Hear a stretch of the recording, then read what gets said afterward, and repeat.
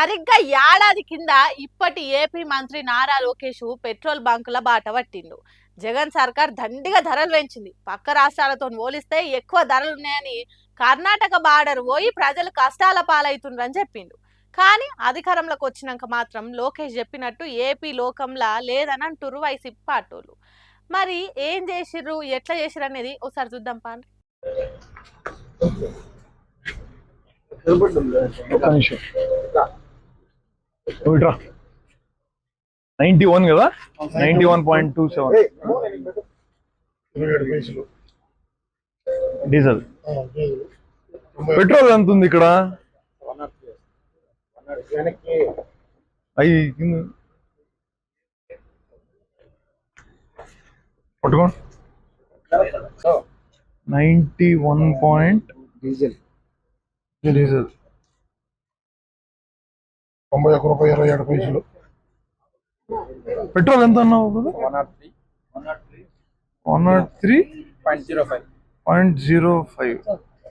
ఎన్నికల నాడు నారా లోకేష్ ఇచ్చిన హామీలు ఏడబోయినాయో తెలుసుకునే తానికి వైసీపీ పార్టీలు కర్ణాటక బార్డర్కు పోయినరు. బంకుల పనిచేసే అన్నను డీజిల్ కొట్టమన్నారు.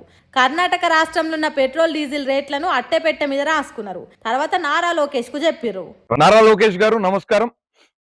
ఈ ఫ్యూయల్ స్టేషన్ ఏదో మీకు గుర్తుందా? మీరు యువగలం పాదయాత్ర సందర్భంగా కుప్పం నుండి పలమనేరుకు వెళ్తూ మీ బండికి డీజిల్ ఇక్కడే పట్టించారు. డీజిల్ పట్టించి మీరు ఆంధ్ర రాష్ట్రంలో భారతదేశంలో ఉన్నటువంటి తక్కిన రాష్ట్రాల కంటే కూడా ఎక్కువగా డీజిల్ పెట్రోల్ ధరలు ఉన్నాయని చెప్పారు. ఇప్పుడు కర్ణాటక రాష్ట్రంలో ఉన్నటువంటి ఈ పెట్రోల్ బంక్ లో డీజిల్ ధర 91 రూపాయల 27 పైసలు ఉంది. ఆంధ్ర రాష్ట్రంలో ఎంత ఉందో ఒక్కసారి వెళ్ళి చూద్దాం. అక్కడ నుంచి సీదా ఆంధ్రప్రదేశ్లో ఉన్న కుప్పం నియోజకవర్గం పెట్రోల్ బంకులకు చేరుకున్నారు. అక్కడ కూడా డీజిల్ కొట్టించుకున్నారు. రిలీజ్ చేస్తారా?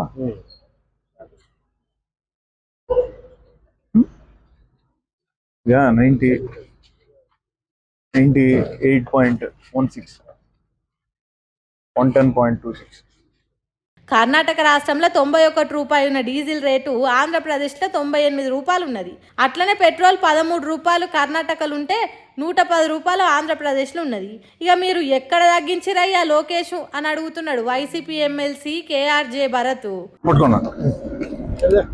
లోకేష్ గారు, ఇప్పుడు మనం మీ తండ్రి గారు అలానే గౌరవ రాష్ట్ర ముఖ్యమంత్రి శ్రీ నారా చంద్రబాబు నాయుడు గారు ప్రాతినిధ్యం వహిస్తున్నటువంటి కుప్పం నియోజకవర్గంలో ఉన్నాం.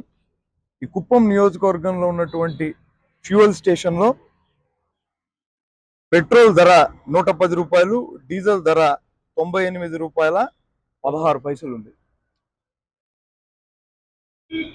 గతంలో మీరు ఈ పాదయాత్ర సందర్భంగా 30 రూపాయలు అధికంగా పెట్రోలు డీజిల్ పైన ఆంధ్రప్రదేశ్ రాష్ట్ర ప్రభుత్వం డబ్బులు అధికంగా వసూలు చేస్తోంది. ఈ కారణంగా నిత్యావసర సరుకుల ధరలు మిన్నంటిపోయాయని చెప్పారు.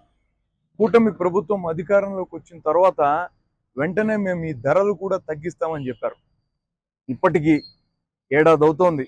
ఈ ఏడాది కాలంగా మీ పార్టీ కానీ మీ ప్రభుత్వం కానీ ఈ ధరల తగ్గింపు పైన స్పష్టతనివ్వలేదు. ఎందుకు ధరలు తగ్గించలేదో కనీసం ఇప్పటికన్నా మహానాడు సభల్లో మీరు వివరిస్తారా? లేదంటే అబద్ధాలు చెప్పి అధికారంలోకి రావడం అన్నది మా స్పెషాలిటీ అని అంగీకరించి ప్రజలకు క్షమాపణలు చెప్తారా అని వైఎస్ఆర్ కాంగ్రెస్ పార్టీ మిమ్మల్ని సూటిగా ప్రశ్నిస్తోంది. అధికారంలోకి వచ్చేదానికి హామీలు ఇస్తాం, తర్వాత ఒడ్లు వాగుల పోతేంది, గడ్డి గంగల పోతేంది అన్నట్టే చేస్తున్నదట కూటమి ప్రభుత్వం. అందుకే కూటమి లీడర్లు ఇచ్చిన హామీల జాడ పట్టుకొని తిరుగుతున్నారు వైసీపీ లీడర్లు. ఎవ్వరు ఎన్ని చెప్పినా ఏం చేసినా రాజకీయాలే అట్లా తయారైనాయి. మీకు అది చేస్తాం ఇది చేస్తామని ముందు హామీలు ఇచ్చుడు, తర్వాత ఎగ్గొట్టి చేతులు దులుపుకునుడు నడుస్తున్నది దునియా మీద. అందుకే ఓటేసేటప్పుడు ఆలోచన చేయాలంటుర్రు పార్టీలు ఇచ్చే హామీల ముచ్చట తెలిసిన వాళ్ళు.